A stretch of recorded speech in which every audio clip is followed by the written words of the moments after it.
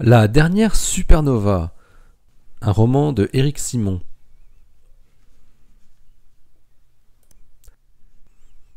Août 2025.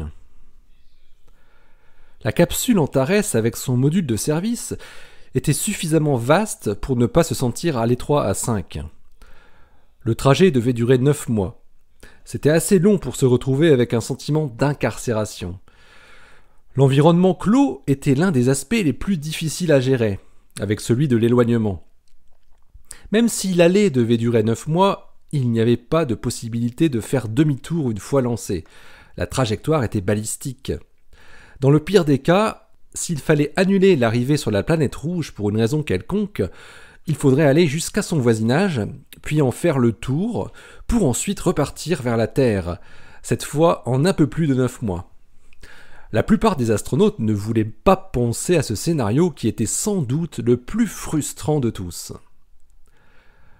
L'entraînement intensif avait commencé sur les chapeaux de roue avec des tests de microgravité en piscine.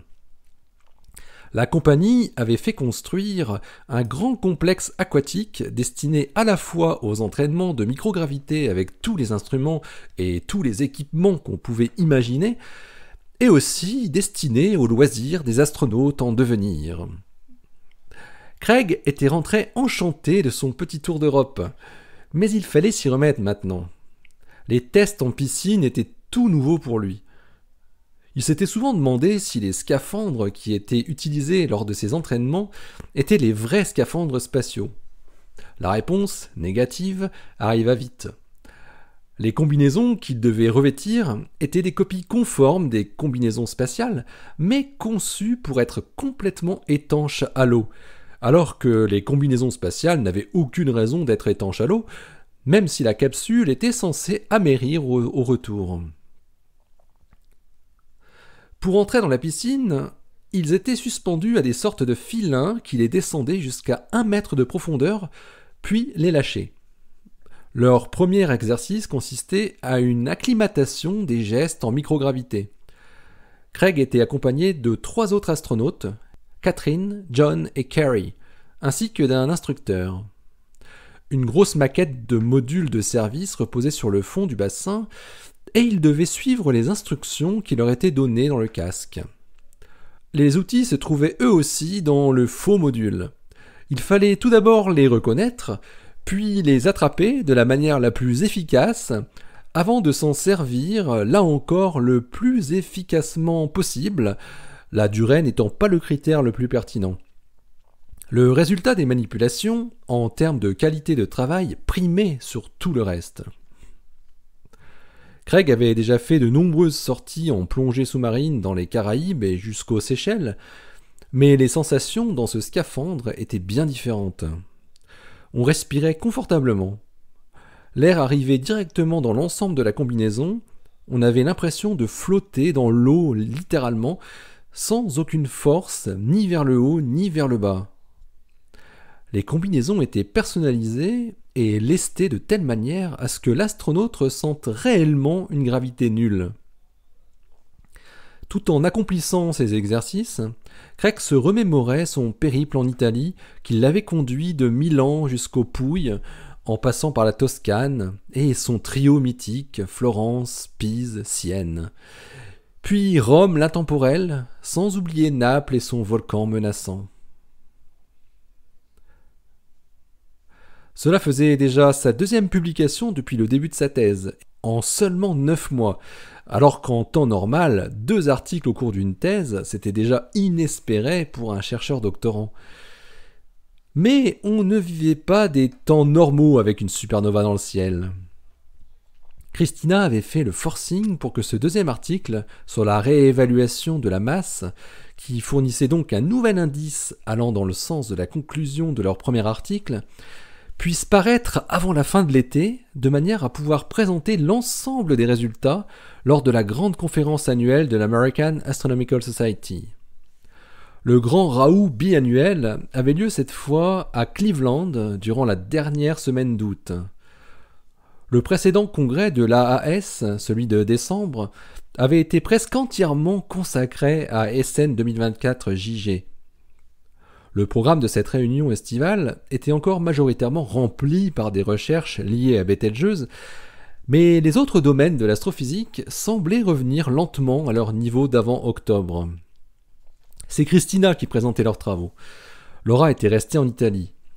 Le congrès avait lieu dans l'hôtel Intercontinental qui comportait de gigantesques salles de conférences qui pouvaient être scindées en plusieurs salles grâce à un système de cloisons aphoniques amovibles. La climatisation était omniprésente et bien sûr obligatoire comme dans tous les bâtiments publics de l'Ohio. Le nombre de sessions parallèles était trop important, comme toujours dans les réunions de l'AAS, mais heureusement, une classification très détaillée avait été concoctée et le programme permettait de pouvoir suivre les présentations d'un domaine en entier ainsi que celles de domaines connexes au principal. Les organisateurs étaient toujours des scientifiques eux-mêmes. Ils n'avaient pas encore délégué complètement l'organisation de l'événement à une société spécialisée comme ça se voyait de plus en plus. Et ça se ressentait dans l'organisation. Plusieurs présentations évoquaient l'existence d'anomalies dans les données de la supernova, qui ne pouvaient pas être expliquées dans le cadre classique. Un représentant de Virgo présenta les données qui avaient été publiées en commun dans l'article de PRL, puis ce fut au tour des physiciens de LIGO de montrer des analyses similaires qui allaient elles aussi dans le sens de l'absence de trous noirs. L'article de Laura les avait sans doute libérés d'un doute et ils avaient fini par oser rendre public ce qu'ils pensaient depuis de longs mois. Christina suivit attentivement les résultats présentés par l'équipe de Ito Yakamura qui exploitait le détecteur de neutrinos géants de Hyper Kamiokande. Eux aussi observaient une traîne dans la bouffée qu'ils attribuaient à la formation d'un pulsar et qui permettait de rejeter catégoriquement l'hypothèse trou noir. Mais Hiro annonça également la présence d'une anomalie dans la décroissance du flux de neutrinos post-explosion, les neutrinos de décroissance radioactive.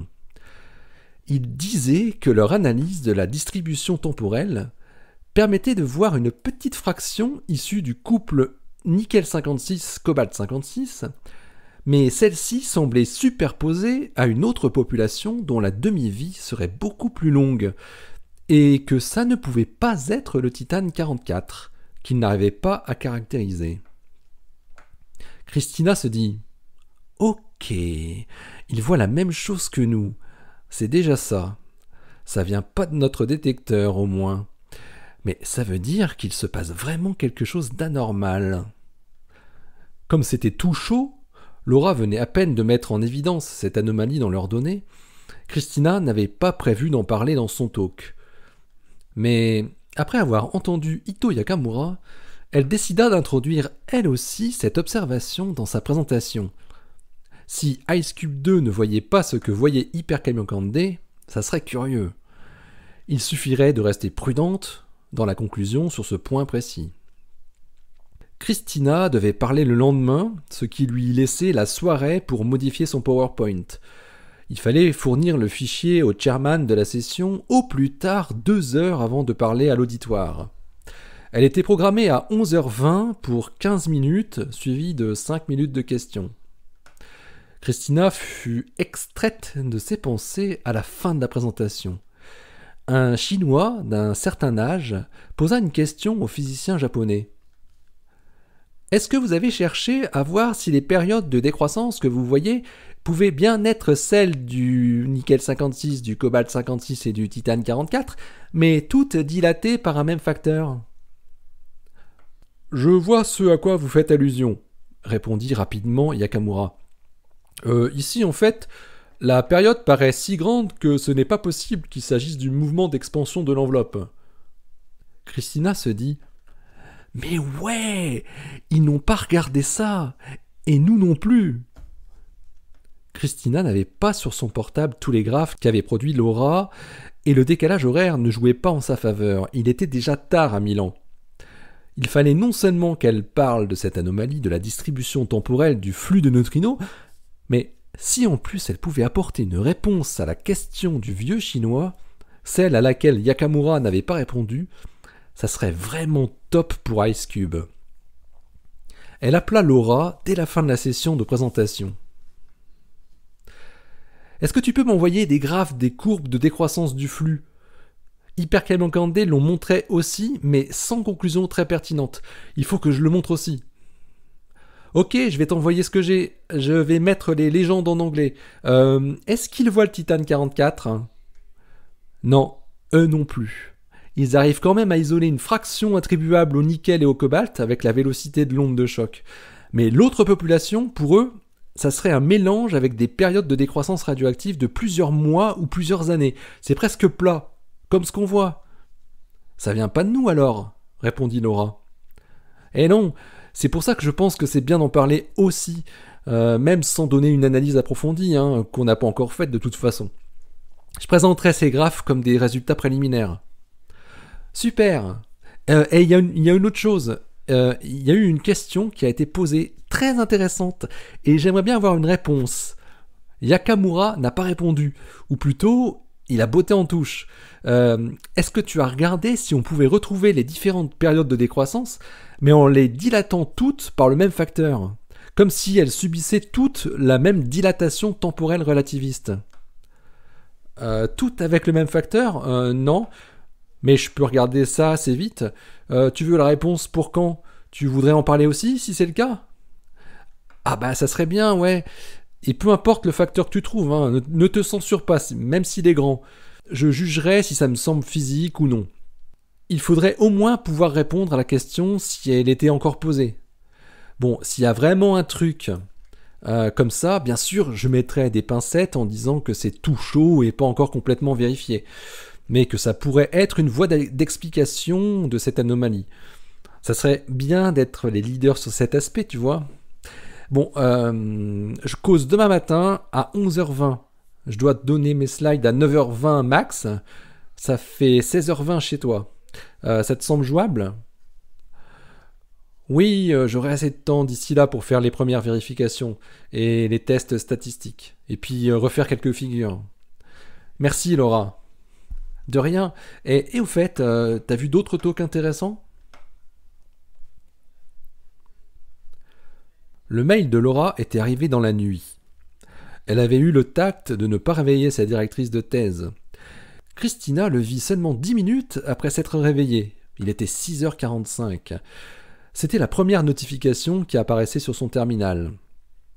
Laura avait fait le calcul qu'elle lui avait demandé et elle obtenait un résultat très intéressant, au-delà de ce qu'on pouvait même espérer avec une très bonne robustesse statistique.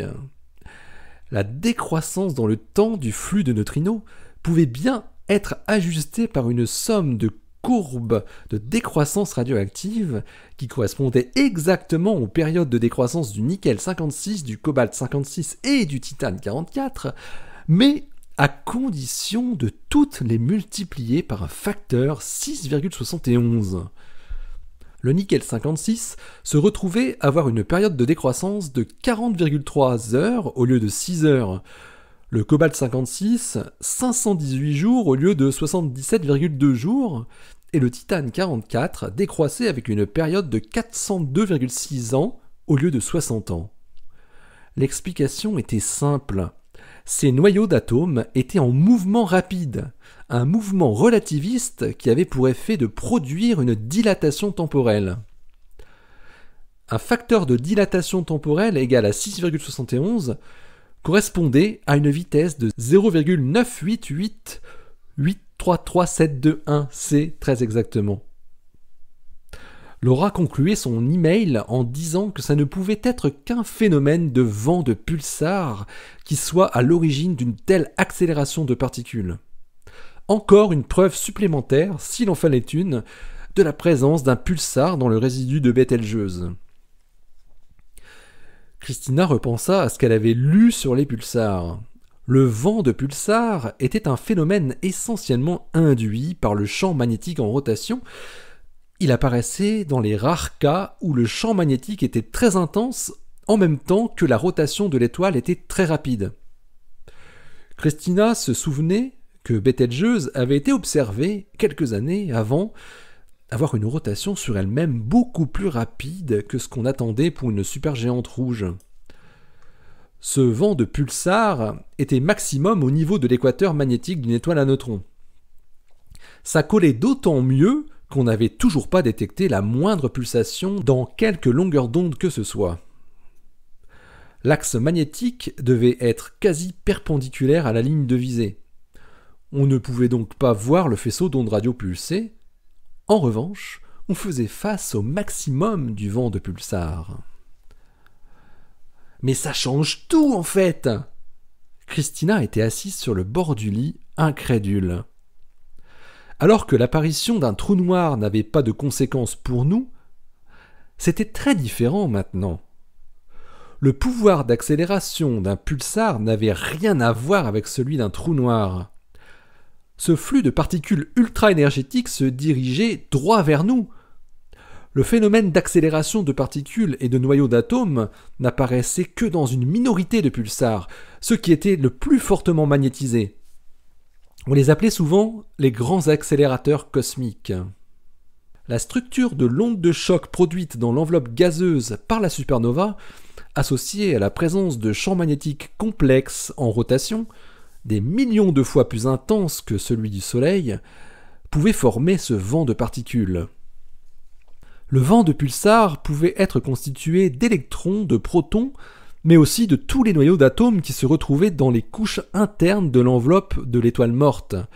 Le fer, le nickel, le cobalt, le silicium et d'autres joyeusetés, stables ou radioactives.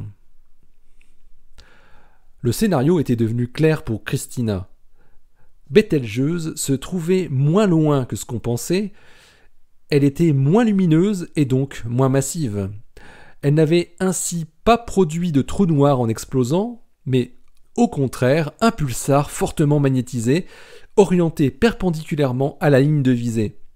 Et ce pulsar, à 472 années-lumière, était en train de nous envoyer un faisceau de particules ultra-énergétiques avec une vitesse proche de la vitesse de la lumière.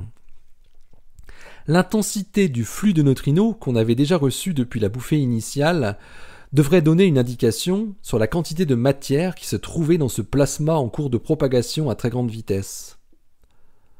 Mais dans combien de temps les particules vont arriver ? Se demanda Christina. Elle sortit son terminal pour faire le calcul.